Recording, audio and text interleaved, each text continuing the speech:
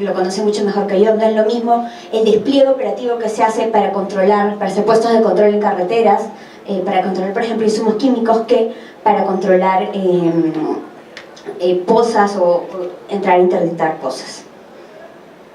Entonces, si tomamos, por ejemplo, la caracterización del fenómeno en un aspecto muy puntual, que era el tema del refinamiento. Entonces vemos, por ejemplo, en el ejercicio que hicimos, que aquellos distritos que están en rojo en el Brain son aquellos distritos donde había una mayor presencia del eslabón transformación de hoja de coca. Es decir, estos son los distritos donde básicamente en el BRAE, y estamos hablando de data al 2011, se concentraba la transformación de coca a PVC básicamente. Si lo cruzamos luego con la data que nos daba el registro único a nivel de presencia de comerciantes lícitos de insumos químicos, vemos que el segundo y tercer distrito que mayor número de comerciantes de insumos químicos concentran en el departamento de Ayacucho son Santa Rosa y Ochegua, que son justamente distritos en rojo. Entonces, empezar a caracterizar el fenómeno con distintas fuentes de información, triangulando, viendo exactamente cuáles son las dimensiones, porque por ejemplo, la destrucción de instalaciones de transformación necesita una intervención policial, pero la fiscalización de comerciantes legales necesita una intervención por parte actualmente de SUNAT, que es el encargado de fiscalizar insumos químicos. Pero digamos, el despliegue de estas acciones en estos distritos, y ya no en toda la cuenca del BRAE, puede ayudar a usar mejor los recursos que tenemos disponibles para desplegar estas acciones. Sin embargo, hay un segundo elemento que tomar en cuenta, y es el riesgo. ¿El riesgo para quién? Obviamente para los servidores estatales, porque tenemos tanto acciones que involucran a fuerzas del orden, ya sea policial o militar, pero también civiles, por ejemplo, toda la parte de campañas de identidad, campañas de también desarrollo alternativo, implican la presencia de civiles en zonas cocaleras. Entonces, hay que medir y hay que empezar a medir qué tipos de riesgos también hay frente a las intervenciones estatales. Entonces, esta es una primera clasificación, una primera propuesta de asociar tipos de actividades a tipos de riesgo. Entonces, por ejemplo, las acciones de transformación, de lo que se ha visto, de la revisión de las respuestas que ha habido de la población local, lo que se ha visto es que existen riesgos de acciones armadas de defensa de las instalaciones, especialmente en el BRAE ha habido algunos incidentes armados. También existen las respuestas por plataformas organizadas de defensa del cultivo de coca, el gremio cocalero, y enfrentamientos con población local no organizada, es decir, estas reacciones espontáneas cuando entran a interdictar la poza del pueblo o el almacén del pueblo, digamos, cuando sale toda la comunidad y les tiran piedras a los oficiales de policía o a los propios militares, digamos. Son aquellos que concentran, digamos, acciones más violentas en cuanto a la reacción de la población. El cultivo también tiene, obviamente, plataformas de defensa del cultivo, los gremios cocaleros y enfrentamientos con población local no organizada. Sin embargo, los niveles de violencia a veces escalan más cuando se trata de actividades de transformación, porque obviamente el producto transformado y refinado tiene mayor valor que la hoja de coca sembrada o seca. Y luego los riesgos, por ejemplo, en términos de transporte, es más sobre corrupción de funcionarios públicos, evasión del control, digamos más sobre cómo evadir la ley, echar la ley, echar la trampa. Entonces, si a esto le ponemos, digamos, niveles, el nivel más bajo sería aquel nivel donde la presencia en estos distritos se concentra en los eslabones de producción, cultivo y acopio o transporte. Ese sería, digamos, el nivel de riesgo más bajo, porque presenta las reacciones menos violentas, o digamos el riesgo más bajo para la intervención estatal. El riesgo medio es donde se combina más de una actividad, producción y transporte, por ejemplo, y los riesgos altos es donde existe producción, transformación y transporte. Entonces, ¿qué vemos? Que existen 20 distritos con un riesgo de intervención bajo. Obviamente esto debe ser completado con más información, con más variables que nos permitan caracterizar exactamente también el riesgo a nivel distrital. pero la idea es ir pensando el riesgo para saber en qué distrito intervenimos primero. No, vamos a intervenir primero en distritos que tienen riesgos altos, donde los costos no solo económicos, pero políticos y de seguridad van a ser altos, o en distritos bajos, en distritos de riesgo bajo, donde digamos la regeneración de confianza con la población es más viable, donde se puede establecer ciertos tipos de diálogo, donde se puede establecer acciones pacíficas.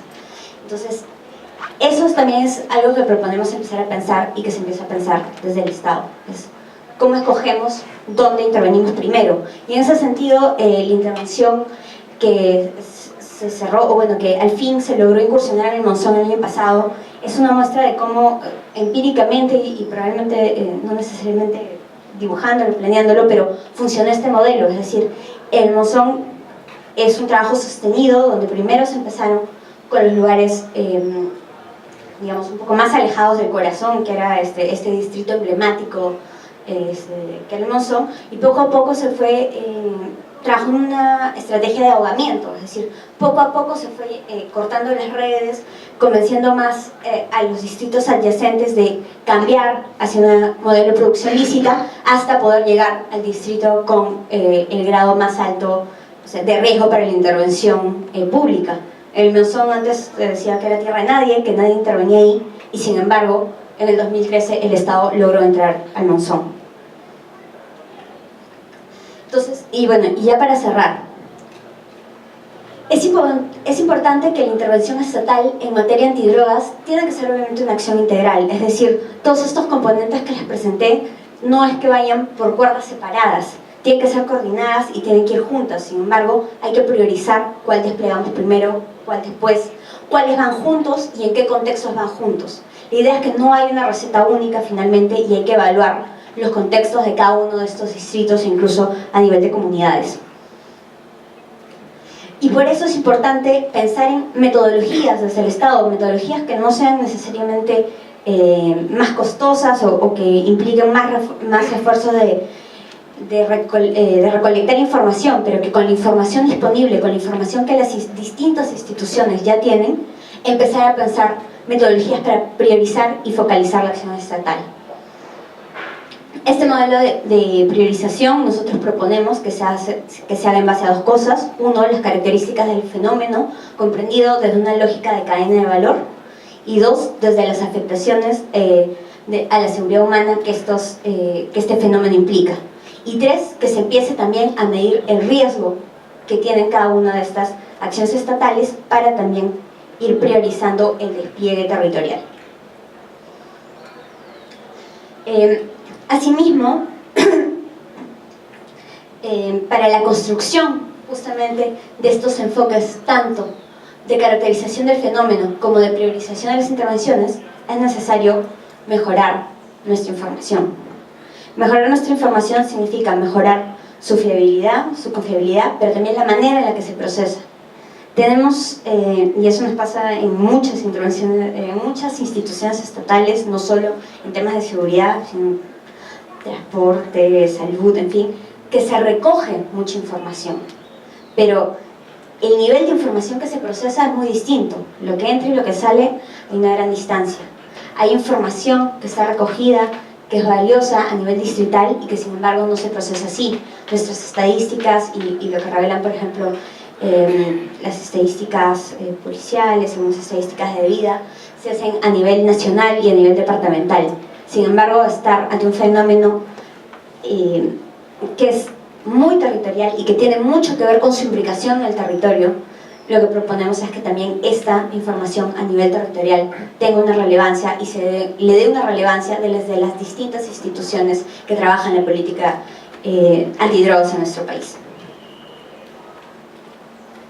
Muchísimas gracias.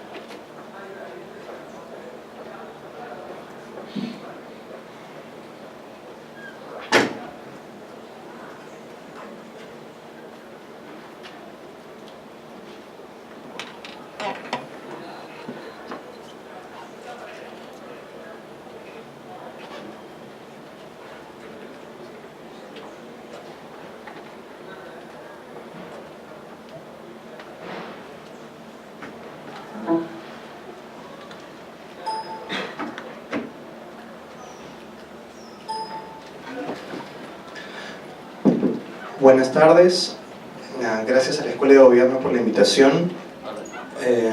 Tal como han indicado mis colegas presidentes, lo que yo voy a intentar hacer aquí es hablar algo de indicadores, la parte, digamos, más cuantitativa de lo que se está presentando el día de hoy. Indicadores porque los indicadores son útiles, porque resumen la información y permiten dialogar entre distintos tipos de públicos. Los indicadores son útiles para medir el avance de una política, los indicadores sirven para monitorear y evaluar. Entonces los indicadores y los indicadores de impacto, los que son mucho más útiles, son los más necesarios a la hora de evaluar si una política o una estrategia, un proyecto de inversión camina o no.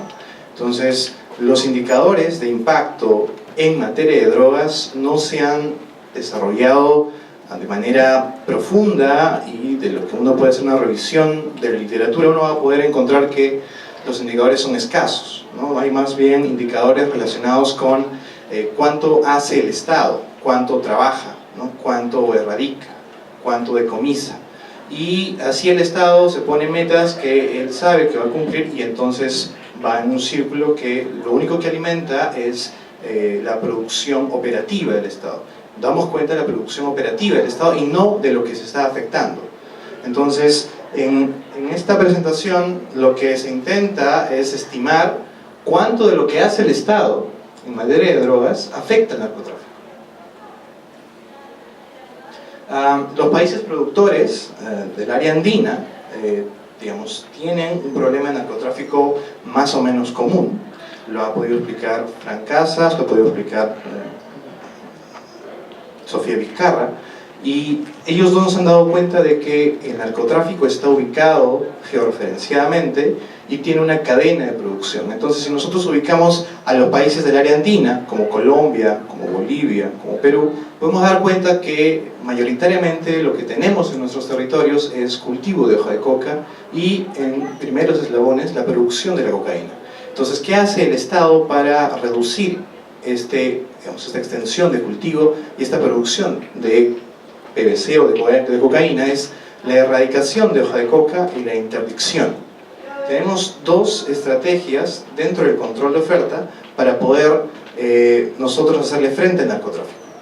Entonces, todas estas políticas que se ha intentado desde el Estado para evitar que el clorhidrato de cocaína salga al mercado mundial es lo que al estudio le ha interesado. ¿Cuánto de esta droga el Perú ha evitado que ingrese al mercado internacional? Es la pregunta importante.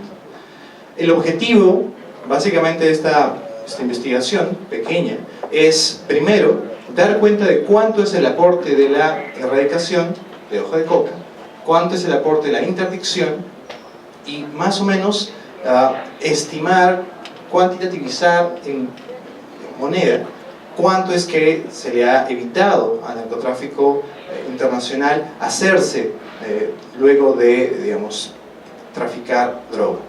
Entonces se propone un modelo de evitabilidad, un modelo de evitabilidad que le vamos a llamar E, un indicador de evitabilidad que le vamos a llamar E.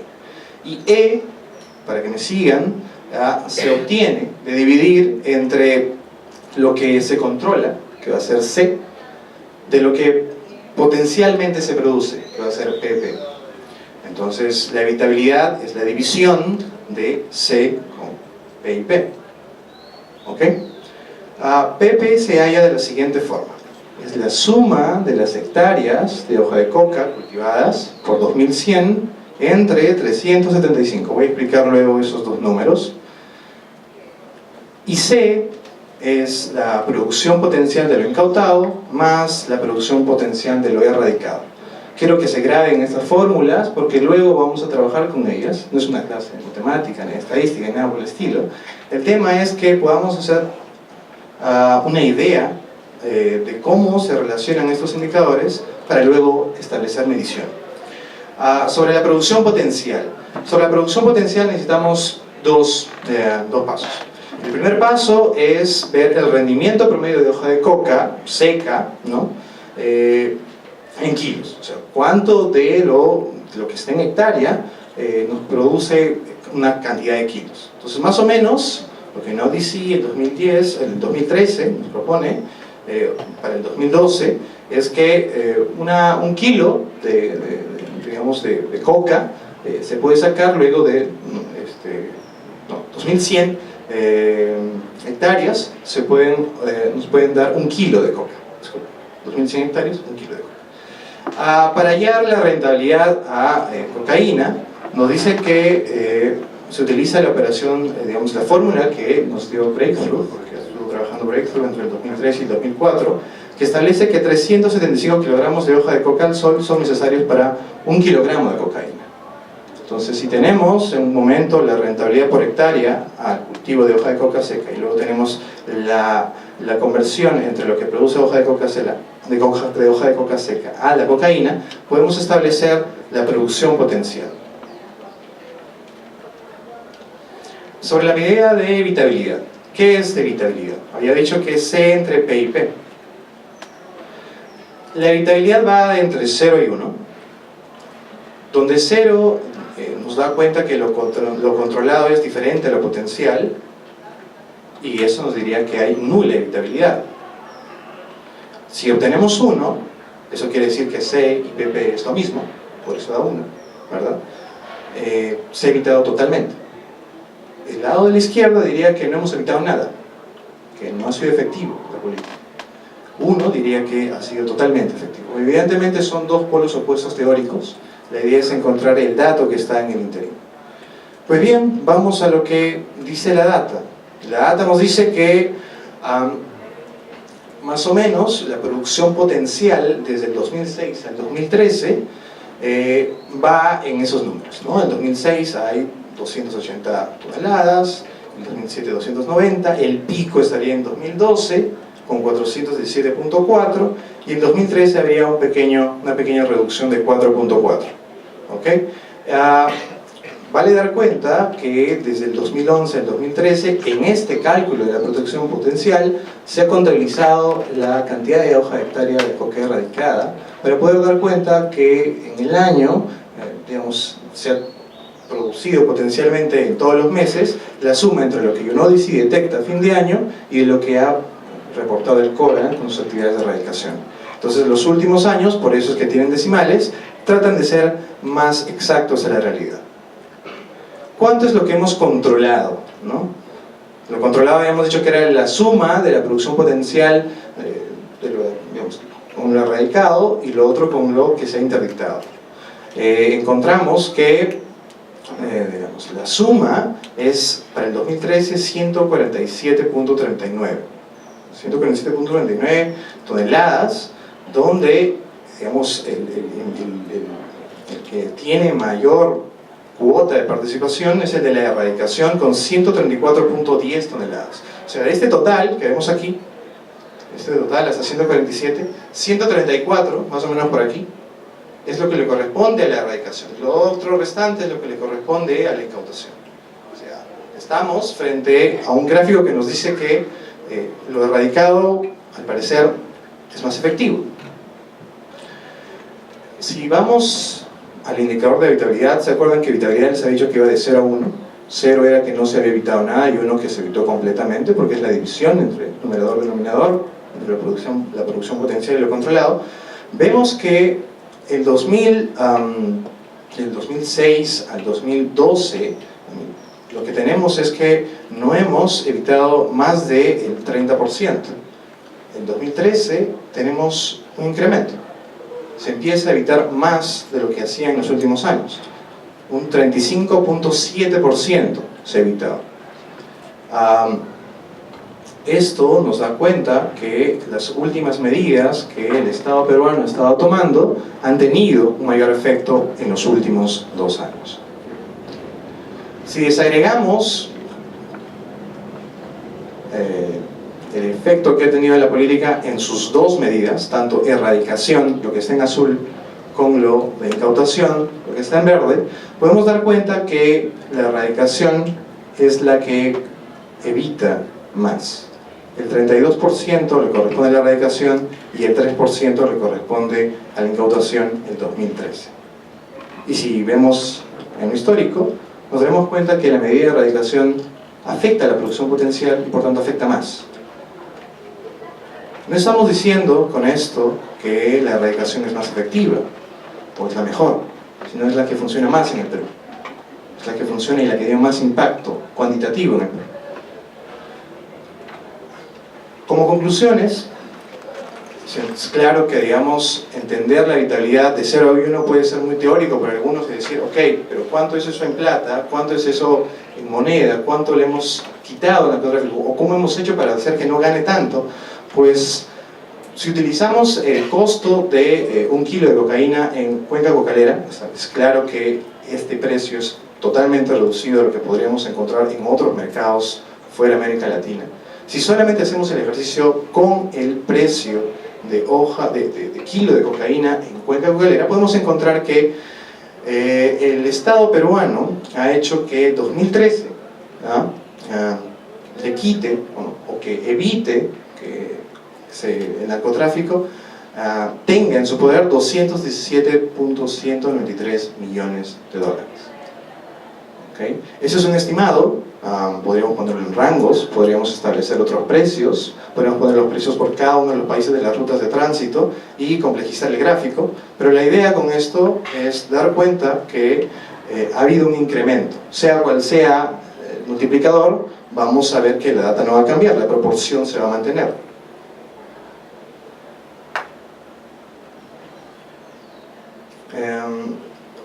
La idea de presentar un indicador como este, de evitabilidad, es, digamos, tiene como misión dos cosas. La primera, dar cuenta que existe data, al menos disponible, pública, que podemos acceder en la web, que nos puede permitir generar este cierto tipo de divisiones, ratios, y con la información disponible hacer un estimado.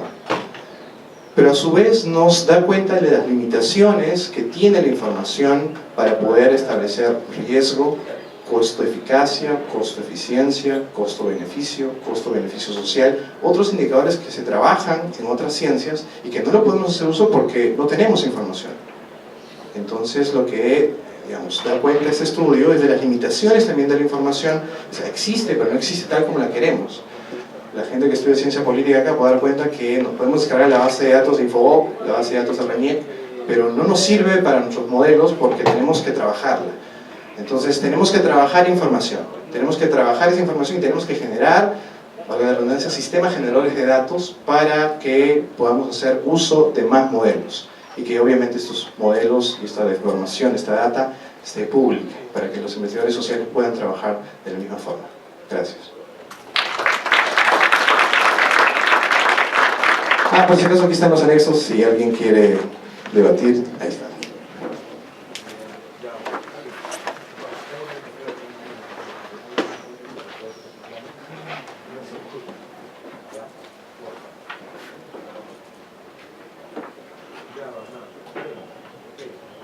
Bien.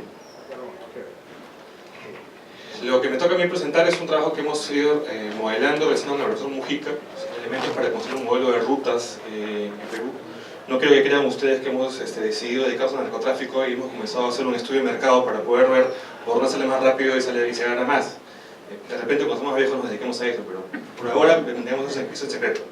La discusión que tenemos en perspectiva es cómo podemos estimar en base a una teoría de precios, una cosa muy sencilla, la forma en que la droga está saliendo de los puntos cero a los puntos, las zonas de consumo, zonas de distribución. Y creemos que es factible construir un pequeño modelo que pueda aportar al diseño de mecanismos de control más efectivos. Lo anterior era broma, por si acaso. Y además les pido por favor que no tomen, los datos que vamos a dar no los utilicen en favor suyo. O sea, no tomen en cuenta las rutas mejores para poder dedicarse a un fenómeno tan amplio en nuestro país. Contexto rápidamente para que ustedes lo marquen. El Perú produce la mayor cantidad de cocaína del mundo, casi la tercera parte de lo que se circula en el mercado global. Esta producción se concentra en 14 cuencas cocaleras en el país, sobre todo en la cuenca amazónica. Sofía rápidamente mencionó cuáles son esas cuencas. Paradójicamente, esas cuencas son las zonas más pobres del Perú. Si no miran los indicadores de desarrollo humano, está muy por debajo del promedio nacional.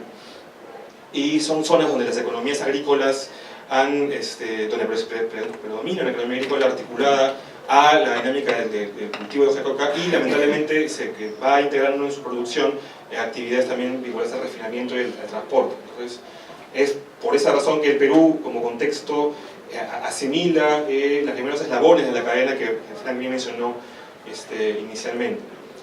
¿Por qué es importante tomar al Perú y a los países productores en esta discusión de las rutas? Porque son el punto cero, sabemos muy bien que son el punto cero. Perú, Colombia y Bolivia son los puntos cero de producción de la cadena, no hay mucho más que discutir. Todo lo que se produce en el consolo, se produce y consume cocaína en el mundo, se produce en esos tres famosos países andinos. Y eso nos permite a nosotros poder discutir dos cosas. Uno, determinar el origen, que como les menciono es una discusión muy complicada porque sabemos que aquí se produce, pero, y tal vez lo más importante, poder determinar la movilidad de la cadena en función de este núcleo. Cómo va mutando, cómo va evolucionando la cadena desde el punto cero, Perú, Colombia, Bolivia, hacia demás lugares donde se transporta y se consume. Rápidamente es un gráfico de Naciones Unidas que refleja el circuito de distribución de los productos cocaínicos desde la zona andina hacia el mercado norteamericano, hacia el mercado europeo, hacia el mercado africano como punto de ingreso al mercado europeo, y que en los últimos años se encuentra en el Mercosur, además de una agenda de integración interesante por UNASUR, una agenda también de integración comercial en materia de drogas. O sea, Brasil últimamente se convierte en un gran riesgo de asimilación, de promoción de la producción de cocaína para el Perú, porque tienen un fenómeno complicado de consumo de crack bastante marcado, que está dinamizando nuestra economía regional a nivel, digamos, de Cusco, Puno, Ayacucho. Es un tema de discusión que también tenemos que comenzar a tener en consideración y que esta discusión sobre rutas puede ayudar también a plantearnos. Pero a grandes rasgos, esta es la lógica que sigue el circuito comercial. Lo que hablaba un poco Frank también en el momento de mostrar los precios, ¿no? Es el punto cero, que son los puntos X a donde llega finalmente la droga. Aquí cuesta $1000 el kilo, aquí cuesta 40.000, 50.000. Por aquí abajo, nuevamente, si quieren dedicar, están 150.000 el kilogramo de cocaína. Entonces, digamos que hay un circuito comercial bastante dinámico, bastante activo. ¿Cuál es el objetivo en esta discusión? Establecer, como les mencionaba, criterios de producción de un método para poder determinar la dinámica que sigue las rutas. Nuevamente, la discusión no es para discutir cuáles son rutas, porque todos son rutas, para empezar. Es un tema que tenemos nosotros que plantear como punto de partida. Lo que se debe discutir es qué ruta es más rentable y qué ruta es menos rentable, qué ruta es más riesgosa y qué ruta es menos riesgosa. Y esta lógica de trabajo lo que nos permite es justamente discutir sobre cuáles son las rutas más dinámicas, las rutas más utilizadas o las rutas más flexibles para el tránsito del punto E0, Perú, a un punto X en lugar de zona de consumo. Entonces, la premisa en esta discusión es trabajar un modelo que permita contar con insumos de bajo costo, que sean rápidamente replicables y que utilicen datos disponibles para ello. Y en este caso el precio, tanto el menudeo como el por mayor de la cocaína nos ayuda a construir este modelo. ¿Qué se ha hecho hasta ahora? Lo que han hecho muchas instituciones, entre Vida, Naciones Unidas, la policía, otros actores más, incluso desde el periodismo e investigación, se han enfocado a trabajos muy arduos de discusión sobre cuáles son las rutas, por dónde pasa, por dónde no pasa, cómo pasa. Entonces son trabajos muy complejos, en muchos casos trabajos que exigen un trabajo muy exigente, pero que lo que finalmente arrojan es, como les mencionaba, y lo que la evidencia demuestra es que todo sirve de ruta, todos son lugares de paso. Entonces, ¿qué es lo que nosotros planteamos como discusión? Primero, lo que también discutíamos en el principio, tomar como punto de partida que el núcleo del narcotráfico es una actividad económica. Entonces lo que va a buscar el narcotráfico siempre va a ser generar la mayor renta posible. Y en ese proceso, lo importante es tomar en cuenta que siempre va a haber mecanismos de intercambio y transacción, análisis de costo-beneficio, análisis de riesgos. Como cualquier actividad económica, desde la más sencilla hasta la más compleja, siempre se va a disponer en función de poder generar la mayor rentabilidad posible. Entonces, en esa perspectiva es racional pensar en un modelo de seguimiento del fenómeno a partir de este núcleo, el núcleo económico. Y para eso podemos pensar en la movilidad de los costos según el tipo de producto, tomando en cuenta los límites de oferta y demanda. Mientras más piden, más movilidad; mientras menos se pide, menos movilidad. El caso brasileño que mencionaba es un ejemplo claro de eso. Y segundo, tomar en cuenta en esta lógica los elementos de la cadena de valor del mercado, que se condensan finalmente en el precio. Entonces, ¿cuál es la propuesta? Construir un modelo teórico de discusión que permita usar el precio para poder establecer, uno, un criterio de reconstrucción de la cadena, cómo se dispone la cadena, y segundo, una dinámica del flujo de la misma. ¿Cuál es la más utilizada? ¿Cuáles son las rutas más utilizadas en este trayecto? ¿Para qué nos sirve el precio? Para poder establecer trazabilidad. Y eso implica entender algunos elementos como punto de partida. Primero, que en la lógica de cadena de precios, el punto cero implica menor precio y a mayor distancia del punto cero, mayor precio. Eso es evidente. Como le mencionaba, en términos comerciales, la distancia que hay entre Perú y Sudáfrica es gigantesca. De repente en términos físicos es más cercana que lo que podemos pensar con Europa, pero en términos de cadena comercial es mucho más lejana. Entonces, por ende, el precio tiende a ser bastante mayor. Como les mencionaba, $150.000 por kilo. Es una cifra gigantesca. Pero para poder entender cómo se dispone ese aumento progresivo del precio del punto 0 al punto X, requerimos identificar, estandarizar el objeto que vamos a estudiar. Y lo que proponemos es trabajar en base a un objeto estandarizado, el kilo cocaína. ¿Por qué? Porque en su volumen podemos presumir, es una presunción teórica para el diseño del modelo, que es la que menos alteraciones ha sufrido.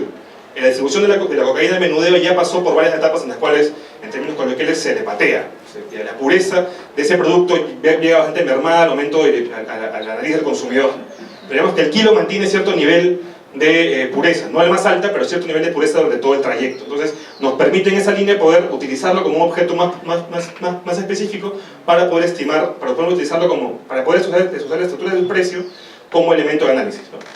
Y nuevamente, lo que les mencionaba, entender que a mayor distancia, mayor riesgo del objeto, mayor precio relativo de venta.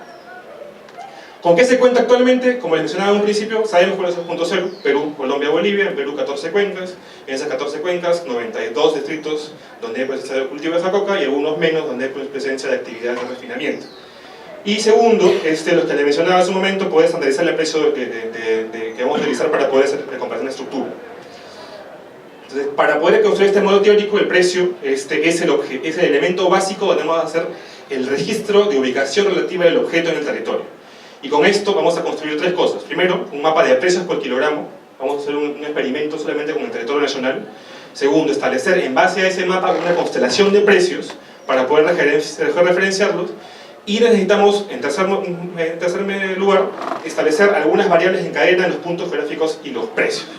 Vamos a ver más adelante una constelación de precios de X0 a X a la N que expresa un poco el incremento de ese valor. Entonces, un gráfico que ya mencionó Frank en su exposición, que expresa naturalmente cómo se va disponiendo progresivamente el aumento de valor en la zona de producción. El kilo puede costar entre 1.200 y 1.500, en zona de consumo hasta entre 38.000 y 48.000. Nuevamente, si hablamos de otros lugares donde hay mucho más riesgo para poder llegar, los precios se disparan. Se ha trabajado, por ejemplo, este es un gráfico planteado por los colegas de el IDL, alguna estructura de precio, y vemos nuevamente que en los puntos cero el precio es menor que en los puntos de producción. Por ejemplo, en Ica, en el BRAE, el precio está en $900 a $1.100. En Madre de Dios o en Ucayali está en $1.400, $1.800. En Tacna, por ejemplo, zona de ruta hacia el sur, en $2.000 a $2.200. En Tumbes ocurre lo mismo. Entonces, nuevamente, como ustedes pueden observar, se replica ya a nivel nacional ese incremento progresivo del precio del kilogramo. Entonces, hay evidencia que demuestra que en puntos de salida cuesta más que en puntos de producción. Y eso parece un gran hallazgo, pero no es evidente, pues es lógico. Cuesta menos donde lo produce. No hay mucho más que discutir. Pero esa estructura va a ayudar a reflejar algunas cosas más. Y aquí yo quiero traer a colación un estudio realizado por Melissa Adel sobre mecanismos de control y el efecto en las rutas de tránsito de cocaína en México. ¿Sí? Lo que grafica ella es que de punto A a un punto B existen varios mecanismos, varios caminos, varias rutas. Sin embargo, estas rutas van a variar de acuerdo al control que se constituya en cada territorio. Curiosamente, y el trabajo de Melissa Adel es bien simpático y va un poco en la línea de lo que trabaja el mismo pastor, que tiene que ver con las afiliaciones partidarias en cada contexto territorial. Y lo que ella concluye es que en aquellos contextos donde hay determinados partidos hay diferentes formas de control del narcotráfico que influyen en aquellos grupos organizados no afiliados al partido político. Entonces, cuando se configuran nuevos escenarios electorales, se disponen nuevos mecanismos de control y se disponen y el crimen organizado requiere circular por otras rutas. ¿Qué es lo importante aquí? Y que para fines nuestros es lo interesante, es que finalmente cada espacio de control o cada lógica de control va a condicionar el uso de una ruta o el uso de otra ruta, que no necesariamente es la físicamente más corta, sino la económicamente más rentable. Es posible o puede ocurrir que dar toda la vuelta, como ocurre en algunos contextos, sea más rentable que salir de un punto A a un punto B cercano, ¿sí? Sobre todo en un contexto geográficamente tan complejo como el peruano. Entonces, ¿de qué partimos? Primero, que el precio del kilogramo se constituye con esta estructura. Primero, factores geográficos, o sea, lo que existe realmente como posibilidad de traslado, elementos que toman en cuenta: ríos, carreteras afirmadas, carreteras internacionales, franjas de montaña, selva frondosa. Factores de control, que son los que agregan elementos de riesgo al desarrollo de actividad, y modalidades de transporte. Esta conjunción es la que va a construir en efecto una lógica del precio, una estructura del precio del producto que estamos observando. Entonces, y la conclusión o la hipótesis que la que pone el modelo es que la ruta más corta es la que evita el riesgo y se interconecta por los costos de intermediación y transporte. No necesariamente la ruta más corta es la físicamente más corta, sino la que cuesta menos, la que genera menos problemas. Por eso discutíamos la vez pasada que resulta incluso absurdo pensar que existen todavía ocurrencias, tomando en cuenta el nivel de control que existe policial en los aeropuertos, porque son espacios bastante controlados. Sin embargo, también sabemos que existen mecanismos de filtración muy dinámicos que ayudan a que eso siga funcionando. Pero nuevamente, lo que hay que discutir es que esta ruta más corta siempre está en lógica de los costos de intermediación y transporte. Entonces, partiendo de esa premisa, hemos hecho un primer ejercicio con algunos datos disponibles. No hemos puesto los precios para que ustedes no vean cuál es más rentable que otro, sino hemos trabajado con lo que existe, más o menos estimando, para tener un rango del punto 0 a puntos X5. Entonces, esta primera constelación está construida en base a esos precios, a esos datos de incautaciones que nos permiten encontrar con esos precios. El punto 0 se encuentra aquí y los puntos X progresivamente, mientras más se alejan del punto 0, expresan un valor mayor. A esto que le agregamos un río. Y sobre ese río vamos a encontrar nuevamente cómo se dispone esa cadena de tránsito. La ruta plantea justamente